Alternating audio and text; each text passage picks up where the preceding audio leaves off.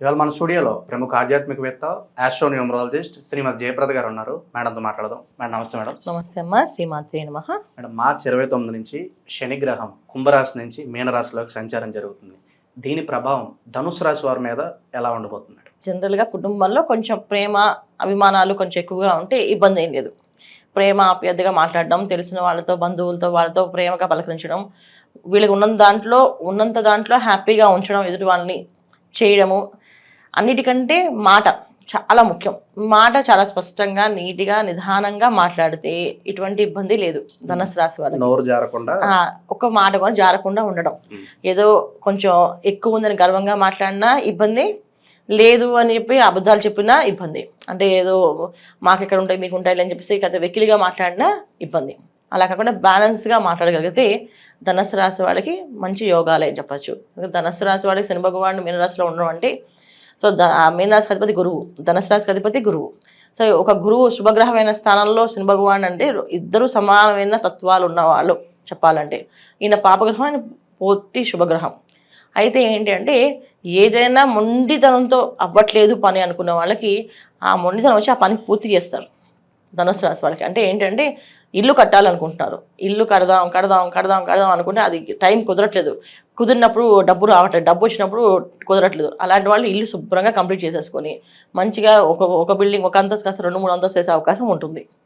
అలాగే వ్యాపారంలో అభివృద్ధి లేదు అనుకునే వాళ్ళు అభివృద్ధి అనేది చాలా బ్రహ్మాండంగా వస్తుందన్నమాట. అంటే అది ఒక ఓవర్ఫ్లోలో వచ్చేస్తుంది. డబ్బు బ్రహ్మాండంగా రావడం, చేతికి అందడం, వ్యాపారం ఎక్స్పాండ్ చేయడం అది బ్రహ్మాండం జరుగుతుంది. ఉద్యోగ ప్రయత్నాల్లో ఉద్యోగం రావట్లేదు అనుకునే వాళ్ళకి ఉద్యోగం రావడం అనేది పెద్ద పోస్టులో రావడం, అంటే వీళ్ళు ఊహించిన దానికంటే పెద్ద స్థాయికిలో ఉద్యోగం రావడం అనేది జరుగుతుంది. తర్వాత ఎవరైతే వివాహ విషయంలో వివాహాలు అవ్వట్లేదు అనుకున్న వివాహం అనేది జరుగుతుంది.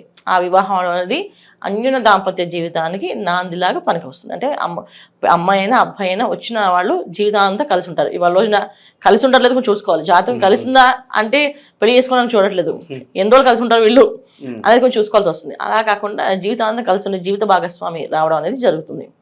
ఇది ధనుసు రాశి వాళ్ళకి శుభ ఫలితాలు కనిపిస్తున్నప్పటికీ అశుభ ఫలితాలు ఏంటి అంటే వెకిలిగా మాట్లాడినా, హేళన చేసినా, మాకని తెలుసులే అనుకున్నా, కొంచెం గర్వం చూపించినా అవన్నీ కొన్న ఇబ్బందులు పడే అవకాశం ఎక్కువగా ఉంది.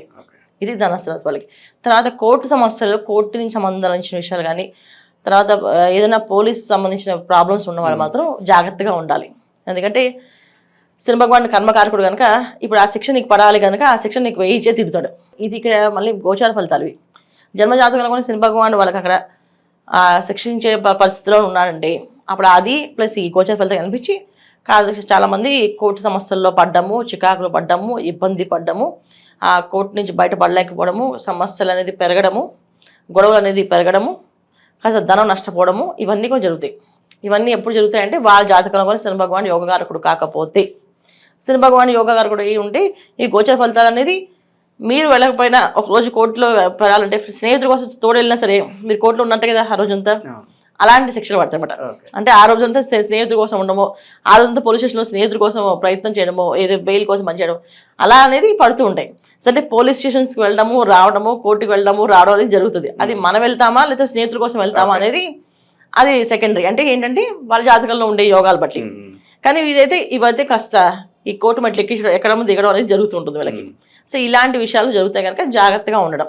ముఖ్యంగా స్నేహితులు, చెడు స్నేహితులు ఉంటే, చెడు ఆవాసాలు ఉంటే వాళ్ళకి దూరంగా ఉండడం, వాళ్ళని కలవకపోవడమే మంచిది. వాళ్ళని దూరంగా ఉండి వాళ్ళతో అసలు ఒకసారి కూడా మాట్లాడకుండా దూరం మొత్తాన్ని కట్ చేసి పడేస్తే చాలా హ్యాపీగా ఉంటారు. లేకపోతే సమస్య వీళ్ళకి లేకపోయినా వాళ్ళ వల్ల వీళ్ళకి సమస్య వస్తాయి. ఇప్పుడు వాళ్ళ ఫోన్లో వీళ్ళ నెంబర్ ఉంది, వాళ్ళేదో తప్పు చేస్తారు, మీ నెంబర్ కూడా మీతో మాట్లాడారు అంటే మీరు కొన్ని రండి అంటే ఇప్పుడు మీరు ఒక 2 రోజులు ఒక రోజు ఉండాల్సి వస్తుంది కదా. అలా ఎంక్వైరీ కోసం తీసుకెళ్ళినా ఉండాల్సి వచ్చే పరిస్థితి వస్తుంది. ఇలాంటి విషయాలు రాకుండా ఉండాలంటే చెడు సావాసాలు, చెడు స్నేహితుల్ని దూరంగా పెట్టేయాలి. చెడు ఆలోచనలు చేసే వాళ్ళని దూరంగా ఉంచాలి. అలా ఉంటే వీళ్ళకి అన్ని శుభ ఫలితాలే. లేకపోతే కాస్తంత ఇబ్బంది పడే అవకాశం కనిపిస్తుంది. నిరుద్యోగులకు, పెళ్లి కాని వారికి ఏమైనా శుభవార్తలు ఆశించవచ్చు? అలాగే ప్రేమ వివాహాలు ఎవరైతే చేసుకోవాలి అనుకుంటున్నారో ఇటువంటి వారికి వివాహాలు అయితే బ్రహ్మాండంగా అవుతుంది చెప్పాను నేను ఇందాల మీకు. ప్రేమ వ్యవహారాలు అంటే ఏంటంటే ఇక్కడ ప్రేమించే అమ్మాయి కానీ అబ్బాయి కానీ స్వచ్ఛమైన ప్రేమ అయితే ఖచ్చితంగా వివాహాలు అవుతాయి. అదేదో కమర్షియల్గా దురుద్దేశం ఉంటే మాత్రం అవ్వదు. అది విడిపోతారు, దూరం అయిపోతారు. అసలు ఆ టైంలో ఎందుకు దూరం అయిపోయారు అని అనుకున్నా సరే అది వాళ్ళు మంచిగా కనుక శని భగవానుడు ఎప్పుడు కూడా కర్మకారకుడు అమ్మ. సో కర్మకారకుడు అంటే ఏంటంటే మనం ఏ పని చేస్తున్నామో అది మనకి మంచి అయితేనే ఆయన ఇస్తాడు, చెడు అయితే ఆయన ఇవ్వడు. సో అది చెడు తెలిసే వరకు మనం ఎత్తుకోవాలి. ఆయన చెప్పడు, చూపించడు కూడా ఇది చెడు కనుక తీస్తానని. మనం అన్వేషించాలి, ఎందుకు నాకు ఇలా జరిగింది. ఒక అమ్మాయి ఒక అబ్బాయి కలిసి పెళ్లి చేసుకుందాం అనుకున్నారు, కానీ జరగలేదు, వివాహం జరగకుండా ఆగిపోయింది. పెద్దవాళ్ళందరూ ఒప్పుకోలేదు. పెద్దవాళ్ళు ఒప్పుకున్నా ఏదో ఒక చిన్న మనస్పర్ధలు వచ్చి వెళ్ళిపోయామంటే అన్వేషణ వీడే అన్వేషించుకోవాలి. అలాగే ఒక ఇంట్లో ఒక సమస్య వచ్చింది, ఆ సమస్య వల్ల బంధువులు వీళ్ళు కొట్లాడుకున్నారు, వెళ్ళిపోయారు. ఎందుకు వెళ్ళిపోయారు అనేది వీళ్ళే అన్వేషించుకోవాలి. ఇక్కడ ఏం చేస్తాం అనేది ఇలా అన్వేషించుకుంటూ వెళ్ళడమే శని భగవాన్ ఇచ్చే ఫలితాలు. సో ఇలా చేసుకుంటూ వెళ్ళడం వల్ల మంచి ఫలితాలు కనిపిస్తాయి.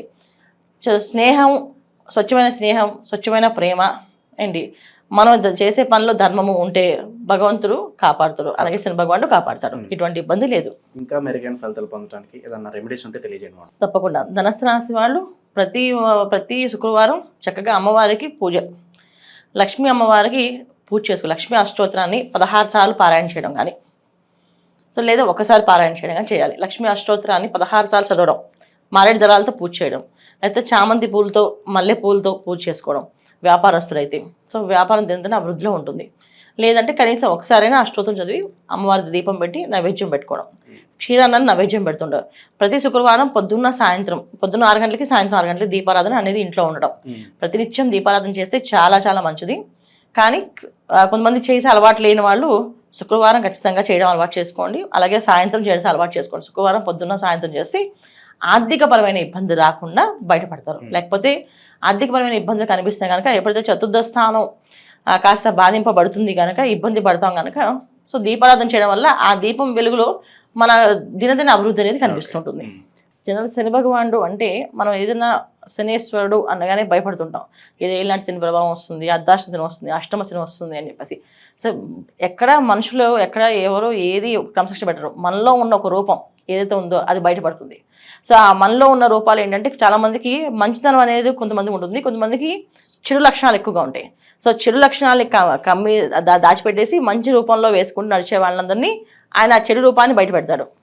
అలాగే మంచి లక్షణాలు ఉన్న వాళ్ళకి ఆ మంచి రూపానికి ఒక గుర్తింపు అనేది ఇస్తాడు. అది శని భగవానుడు చేసే మెయిన్ క్రమశిక్షణ. కర్మకారకుడు అంటే కర్మని మన కర్మ అనేది ఏంటి అంటే మన గత జన్మలో చేసుకున్న కర్మని ఎలా చేసుకున్నామో ఈ జన్మ తీసుకుంటాం. ఈ జన్మలో మనం చేయాల్సిన పనులు ఏవైతే ఉన్నాయో అది ఆయన చేపిస్తాడు ఖచ్చితంగా. ఒకరు కష్టపడుతున్నారు, బాగా ఇబ్బంది పడుతున్నారు, అధిక కష్టం ఎక్కువగా ఉంది అంటే వాళ్ళు అలా పడి తర్వాత అదృష్టాన్ని అందుకోవాలన్నమాట. అందుకని ఆ కష్టం పడేలాగా చేస్తాడు ఆయన. అందుకే కష్టపెట్టాడు అని అనుకోకూడదు. ఆ కష్టం ఒక విలువ తెలిస్తేనే మనకు ఆ సుఖం విలువ తెలుస్తుంది. సో ఒకసారి కష్టపడ్డాము అంటే ఈ కష్టానికి సుఖం అనేది వస్తుంది అని అర్థం. అందుకని ఆ విలువ తెలియడానికి ఆయన చేస్తుంది. అందుకే శని భగవానుడు రావడం అంటే ఒక విధంగా ఒక బాధ్యతగా తీసుకొని మనం మారడానికి ఒక అవకాశము, మనం మారుదాము అనుకుంటే చాలా బ్రహ్మాండమైన ఫలితాలు కనిపిస్తాయి. శని భగవానుడు ఎప్పుడు కూడా ఎవరికైనా సరే వాళ్ళకి కావాల్సిన జాతకంలో వాళ్ళకు ఉండే యోగాన్ని ఇవ్వడం తప్ప ఆయన కొత్తగా ఏమి పక్కన చేర్చి ఏమి ఇవ్వడు. వాళ్ళ యోగంలో ఏదైతే ఉందో అది పూర్తిగా పరిపూర్ణంగా అనుభవించడం చేస్తాడు.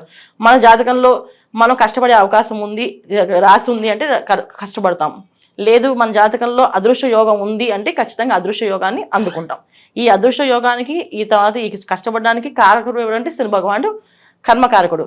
సో అందుకే ఆయన మకర రాశికి కుంభరాశికి అధిపతి అంటే కర్మస్థానం, లాభస్థానం. సో జనరల్గా మనం చూసుకుంటే 10వ స్థానం 11వ స్థానం అవుతుంది. 10వ స్థానం అంటే కష్టపడడం ఎలాగో, 11వ స్థానం అంటే లాభపడడం ఎలాగో. అంటే 10వ స్థానంలో కష్టపడడం నేర్పిస్తే తర్వాత సుఖపడి చూపిస్తాడు ఆయన. ఈ విధంగా ఉంటుంది కనుక శని భగవానుడు యొక్క తత్వాన్ని మనం అర్థం చేసుకొని ఆయనకి ఏది నచ్చుతుంది తీయగా మాట్లాడడము, ఎదుటి వాళ్ళని నొప్పించకుండా ఉండడము, మనం తల్లిదండ్రుల దగ్గర మన భార్య పిల్లల్ని బాధ్యతగా చూసుకోవడము, అలాగే ఈ పద్ధతుల్లో మనం ఎవరితోనైనా మాట్లాడినప్పుడు స్పష్టంగా నిదానంగా చెప్పడము, నచ్చలేదు అని మొహం మీద చెప్పకుండా నచ్చట్లేదు అని నిదానంగా చెప్పడం అనేది చేసుకుంటూ వెళ్తే అన్ని అనుకూలంగా మారుతాయి. ఇది శని భగవాన్ ఒక తత్వం. ధనుసు రాశి వారు అందరికి కూడా శుభ ఫలితాలే జరగాలని చెప్పి మనస్ఫూర్తి కోరుకుందాం మేడం. ధన్యవాదాలు. నమస్తే అమ్మా. శ్రీమాతే నమః.